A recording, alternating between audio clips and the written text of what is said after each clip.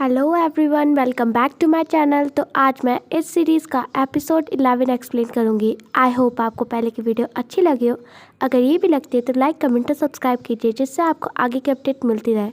और जो कोई इस चैनल में नया है वो पहले पीछे की वीडियो देख लीजिए, जिससे कहानी में जो कुछ हो रहा है वो आपको समझ में आ जाए। तो चलिए कहानी को स्टार्ट करते हैं। कहानी की शुरुआत उसी सीन से होती है जहाँ पर सू सक्सेसफुली वहाँ से निकल जाता है बिना किसी को नोटिस हुए।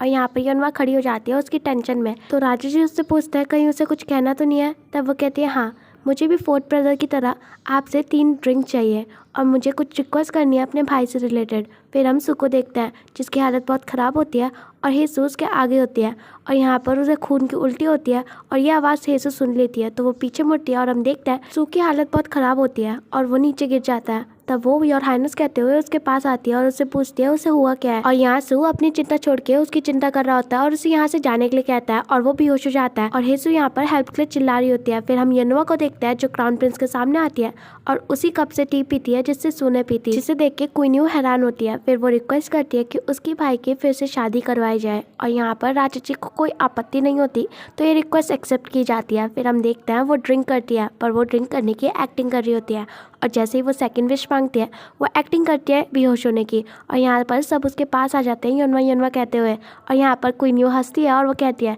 ये पॉइजन है, चलिए इसे डॉक्टर को बुलाया जाए। फिर मिस्टर चॉय हल्का सा टेस्ट करके कंफर्म करता है कि ये पॉइजन है। तब वो कहती है सू का क्या, जल्दी।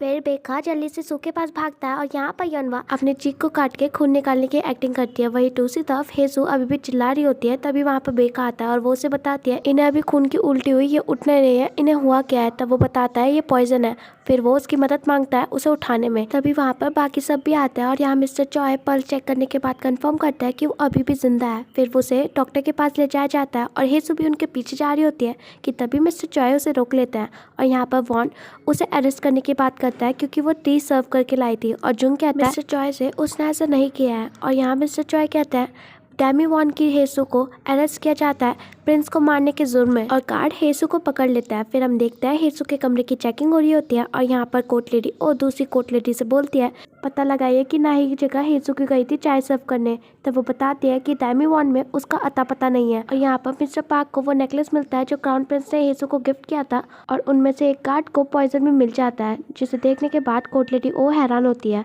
फिर हम देखते हैं यहाँ यनवा का ट्रीटमेंट चल रहा होता है और डॉक्टर बताता है उन्होंने थोड़ा सा ही पॉइजन पिया था इसलिए उन पे कम असर हुआ है और वो जल्दी से होश में आ जाएंगी। तब वो डॉक्टर को यनवा का ध्यान रखने के लिए कहता है और वो अपनी मॉम को ले जाता है रेस्ट करने के लिए बाहर। और उनके जाते ही यनवा होश में आ जाती है और बेचारे डॉक्टर डर जाते हैं और वो अपनी प्यारी प्यारी बातों से उन्हें डरा रही होती है कि उनका एक गलत वर्ड डिसाइड करेगा कि वो जिएंगे या मरेंगे, क्योंकि डॉक्टर को तो पता ही है कि वो एक्टिंग कर रही है। फिर हम देखते हैं सू का भी यहाँ पर इलाज चल रहा होता है और जैसे ही डॉक्टर लोग बाहर जाते हैं मिस्टर चॉय कहते हैं वो पॉइजन इतना जहरीला था कि एक ही ड्रिंक से काम तमाम हो जाता। पर ये अच्छी बात है कि ग्रैंड जनरल ने सू की बॉडी को ट्रेन किया था पॉइजन के लिए। और यहाँ पर बेखा बहुत वरिड होता है सू के लिए क्योंकि उसे अब की बार लगा था वो सच में मर जाएगा। ये सब हमेशा सू के साथ ही क्यों होता है। और यहाँ पर क्राउन प्रिंस अपने आप को कोस रहे होता है क्योंकि उन्हें पता था ये उनके साथ होने वाला है, पर तब भी ये सू के साथ हुआ और वो अब सू से आंखें भी नहीं मिला पाएंगे। और यहाँ मिस्टर चॉय एक बात कहते हैं कि सू को एक ही ड्रिंक में पता लग जाता कि वो पॉइजन है, पर तब भी उसने 3 ड्रिंक क्यों ली।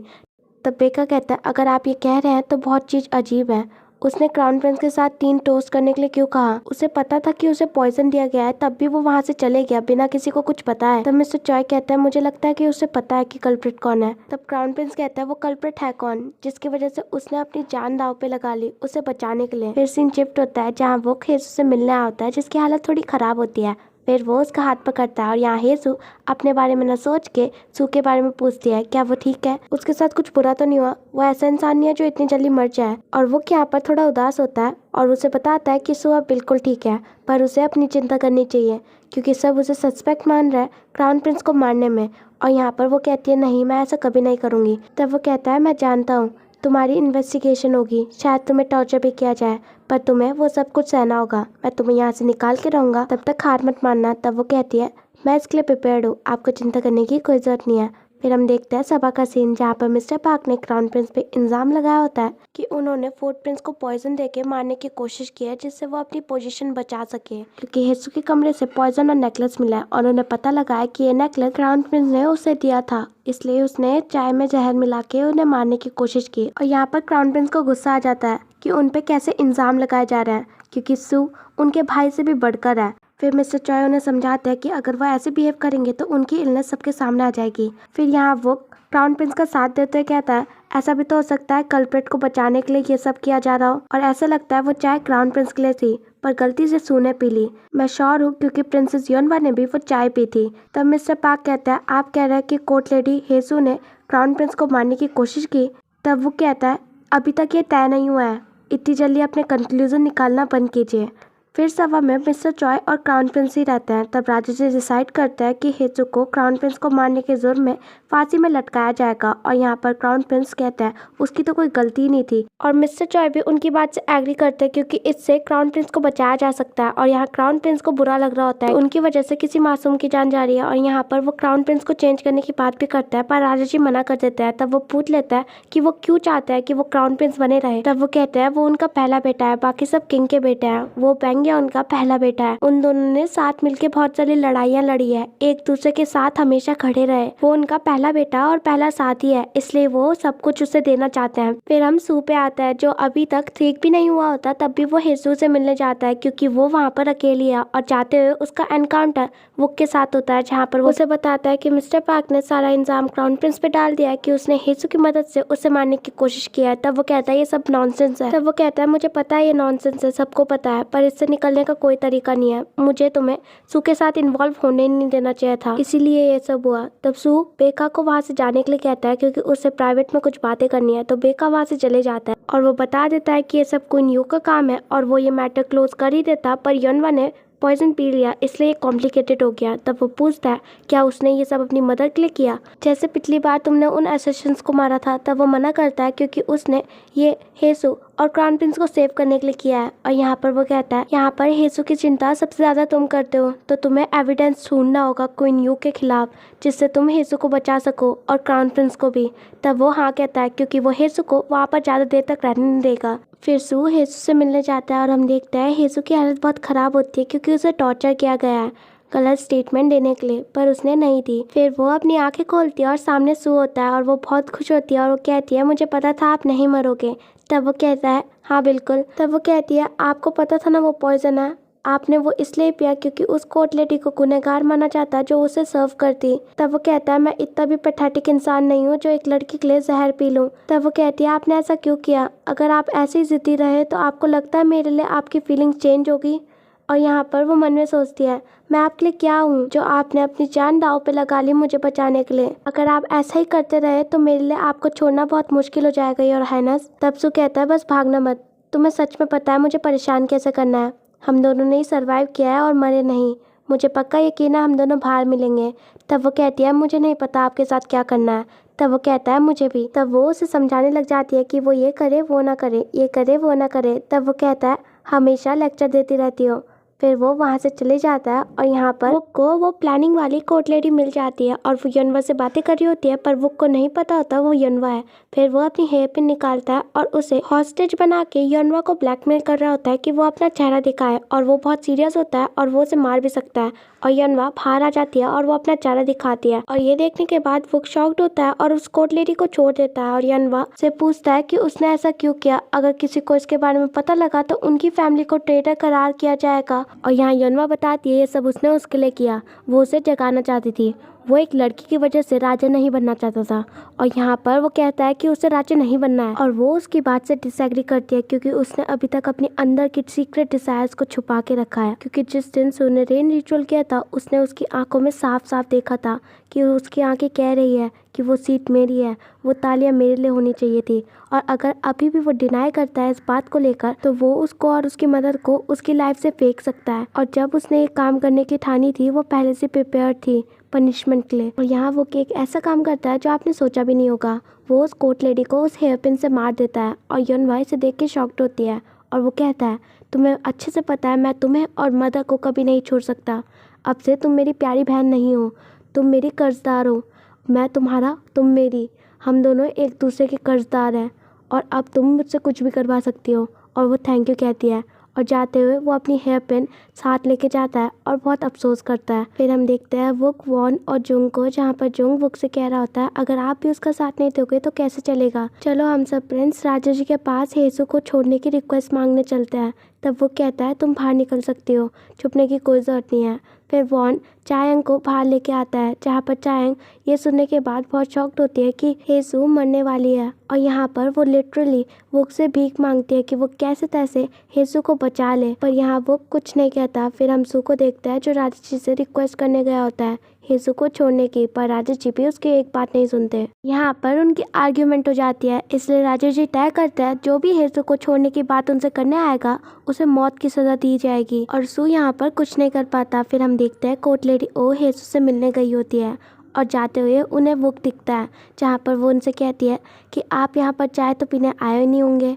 तब वो कहता है बस मैं ये बात आपसे ही कर सकता हूँ, आप ही अब राजा जी का माइंड चेंज कर सकती हैं। तब वो कहती हैं एक समय हम क्लोज थे, इस फैक्ट को यूज़ करके मैं उनसे ये करने के लिए नहीं कह सकती। तब वो कहता है तो आप इसे इग्नोर करती रहेंगी, आप हेसू को ऐसे ही मरने देंगी। मुझे पता है आप अपने आप को हेसू की माँ जैसा मानती हैं, इसलिए आपको पसंद नहीं है हम दोनों का मिलना। तब वो कहती है आप उसकी साइड क्यों नहीं लेते, आपने कहा कि आप उससे प्यार करते हैं तो मरने तक आपको ट्राई करना चाहिए उसे बचाने का। मेरी जगह अगर आप उसके लिए खड़े रहेंगे तो ये सबसे अच्छा होगा। कहीं ये क्वीन और घर की वजह से तो नहीं जो आपको पीछे रोक रहा है।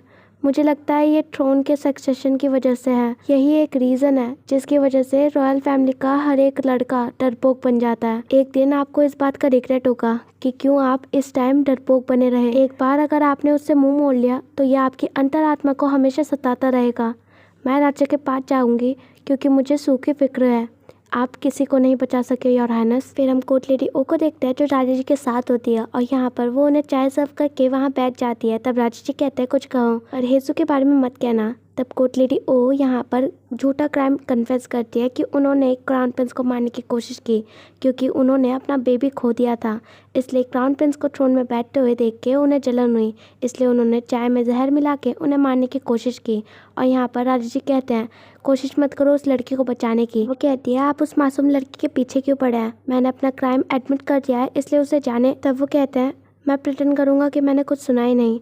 तब कोर्ट लेडी ओ एक बच्चे का कपड़ा जिसमें खून लगा होता है उसे बाहर निकालती है। तब वो बताती है कि 10 साल पहले उन्हें भी एक चाय दी गई थी, उन्हें लगा वो उनकी हेल्थ की इम्प्रूवमेंट के लिए है, इसलिए उन्होंने उसे हर रोज पिया। 7 दिन भी नहीं हुए थे और मैंने अपना बच्चा खो दिया योर हाइनेस। उसी पर्सन की वजह से, उसी कप ऑफ टी की वजह से मैं अपनी बेटी जैसी लड़की को नहीं खो सकती योर हाइनेस। तब वो कहते हैं हेसू वो बच्चा नहीं है जो मरा था और क्वीन यू का हाथ था उसके पीछे, इसका कोई एविडेंस भी नहीं है।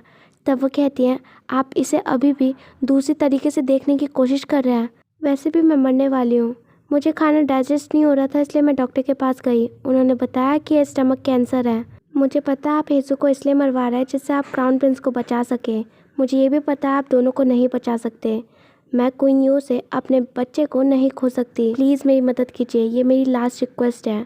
और यहाँ पर राजा जी कहते हैं क्या तुम मुझे फाइनली फेंक रही हो। और यहाँ पर ये दोनों इमोशनल होते हैं। फिर हम सू को देखते हैं जो भाग रहा होता है क्योंकि आज हेसू की फांसी होने वाली होती है और हेसू वहाँ पर आती है जो बहुत डरी हुई होती है।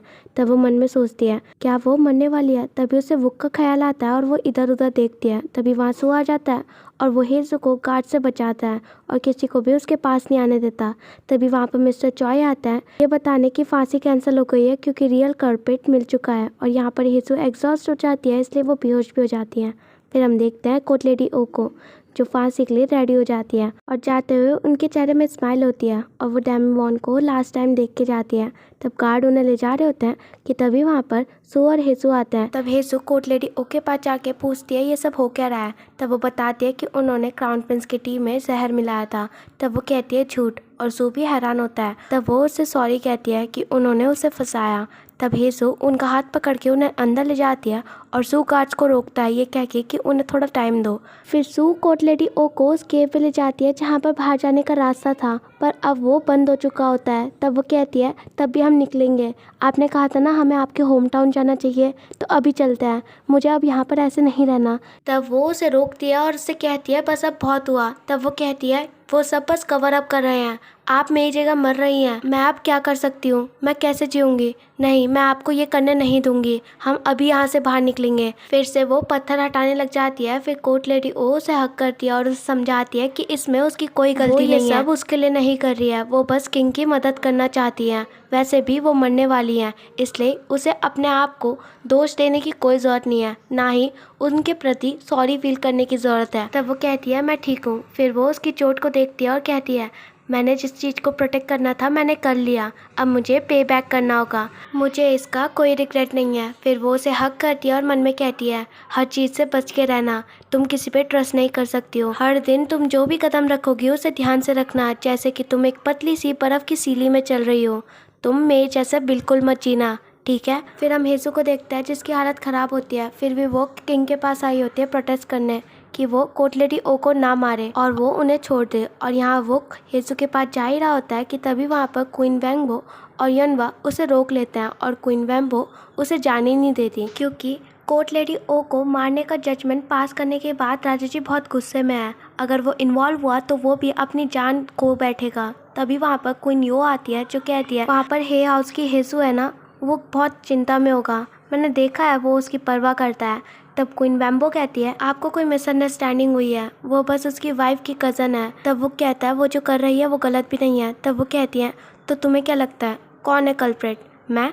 तब वो कुछ कहने ही वाला होता है कि तभी क्वीन वैम्बो नीचे झुक जाती है, क्योंकि वो नहीं चाहती कि क्वीन यो यनवा और वुक को हर्ट करे, वो नहीं चाहती कि जैसे उन्होंने अपनी लाइफ जीती वो भी जिए। और हमें ये देखने के बाद पता लगता है कि क्वीन वैम्बो भी अच्छी है, पर वो अपने बच्चों को बचाना चाहती है, इसलिए वो ये सब कर रही है। तब क्वीन यो कहती है तो फिर तुम्हें उसकी अपब्रिंगिंग में ध्यान देना चाहिए था, उसे पता होना चाहिए कि डिनर टेबल का मालिक कौन है। और यहाँ पर वुक को बहुत गुस्सा आ रहा होता है। तब वो कहती है अगर वो लड़की ऐसी रही तो वो मर जाएगी, अगर उसे मरना ही था तो पहले ही मर जाती, वो किसी और को भी अपने साथ क्यों मरवा रही है। फिर वो कहती है उठ भी जाओ, तुम सर्वेंट के सामने अपने आप को कैसे शो करवा रही हो, और वो चली जाती है। फिर हम देखते हैं सुबह से रात हो जाती है पर हेसू वहाँ से हिलती भी नहीं। तभी वहाँ बेका आता है जो उसे समझाने की कोशिश करता है, पर सू तो है ही ज़िद्दी, तो वो तो मानेगी नहीं। तो वो कहता है अगर तुम्हें ऐसे ही ज़िद्दी रहना है तो मैं कुछ कर भी नहीं सकता, तुम्हें जितना झेलना है उतना झेलो, मैं तुम्हारे लिए मेडिसिन लाता हूँ। तभी हेसू 8 प्रिंस के बारे में पूछती है, फिर वो बोलती है चलो छोड़ो, और वो वहाँ से चले जाता है। फिर हम देखते हैं अगली सुबह क्वीन वैम्बो भी किंग को समझाने की कोशिश करती है अगर उन्होंने कोर्ट लेडी ओ को भी मार डाला तो फिर उन्हें सारी ज़िंदगी अकेलेपन में जीनी पड़ेगी। तब वो कहते हैं यही किंग का काम होता है। तब मिस्टर चॉय बताते हैं कि हेसू ने 2 दिन से प्रोटेस्ट कर रखा है। तब वो कहते हैं उसे वैसे ही रहने दो, अगर किसी ने उसकी हेल्प की तो मैं उसे छोड़ूंगा नहीं। और तभी वहाँ पर बारिश स्टार्ट हो जाती है और हम देखते हैं क्राउन प्रिंस जुंग, बेका और वॉन होते हैं, और जुंग हेसू को छाता देने जा ही रहा होता है कि तभी वॉन उसे रोक लेता है। फिर क्राउन प्रिंस भी उसे रोक लेते हैं, तब भी वो बारिश में जाके बैठ जाता है। फिर बेका भी बारिश में जाके बैठ जाता है और क्राउन प्रिंस भी वहाँ पर चले जाता है, पर वॉन वो तो दूसरी टीम में है ना, वो वहाँ से निकल जाता है। फिर हम देखते हैं यहाँ पर हेसू की हालत बहुत ख़राब होती है और यहाँ वो हेसू की तरफ आ रहा होता है और वो उसे देख के बहुत खुश होती है, और तभी वो अपने कदम रोक लेता है और हेसू इसे देख के हैरान होती है। फिर वो अपने कदम पीछे ले लेता है और वो वहाँ से मुड़ जाता है और हेसू मन में सोचती है क्यों। तभी वहाँ पर हमारा हीरो सू आता है जो अपने क्लोक से सू को बारिश से ढकता है। फिर वो सू की तरफ देखती है और आपने एक चीज़ नोटिस करी होगी, हेसू की हेल्प कोई करे ना करे पर सू हमेशा करता है। फिर हम देखते हैं कोर्ट लेडी ओ जा रही होती है फांसी के लिए, तभी वहाँ क्वीन यो आती है जो बहुत खुश होती है क्योंकि उनकी विश पूरी हो चुकी होती है, क्योंकि आज कोर्ट लेडी मरने वाली है और कोर्ट लेडी ओ उनसे हार गई है क्योंकि वो पहले मर रही हैं। तब कोर्ट लेडी ओ हंसती हैं और वो कहती हैं आपको भी पता है योर हाइनेस कि मैं आपसे कभी भी नहीं हारी। तब वो कहती है तुम अभी लटक के मरने वाली हो, तब भी इतनी एरोगेंस। तब वो कहती है आप बहुत अच्छी और हेल्दी लाइफ जीना, मैं भी ऊपर से देखती रहूँगी कैसा अकेलापन होगा आपकी लाइफ में। तब वो कहती है तुम करना, मैं एक क्वीन हूँ, मुझे सब याद रखेंगे, पर तुम एक नेमलेस कोर्ट लेडी हो जिसे कोई भी याद नहीं रखने वाला। और वो वहाँ से चले जाती हैं। तब वो मन में कहती है मुझे वो एक पर्सन याद रखेगा वही मेरे लिए इनफ है। फिर हम देखते हैं कोर्ट लेडी ओ को फांसी हो जाती है और यहाँ पर राजा जी को धक्का लगता है। मिस्टर चॉय उन्हें संभालते हैं और वो बहुत उदास होता है और हेसू को जैसे ही पता लगता है वो वहाँ से जाने की ट्राई करती है पर सू उसे नहीं जाने देता और यहाँ पर वो बहुत रोती है और वो रोते रोते बेहोश हो जाती है। फिर वो मन में कहती है अगर मुझे पता होता मेरी वजह से एक जान जाएगी तो मैं कभी भी इतनी लालची नहीं होती फिर से जीने के लिए। मैं विश करती हूँ ये सब बस एक सपना हो, मैं विश करती हूँ जब मैं उठूँ तो मैं ये सब भूल जाऊँ। और इसी के साथ हमारा ये एपिसोड ख़त्म होता है। Thank you so much for watching.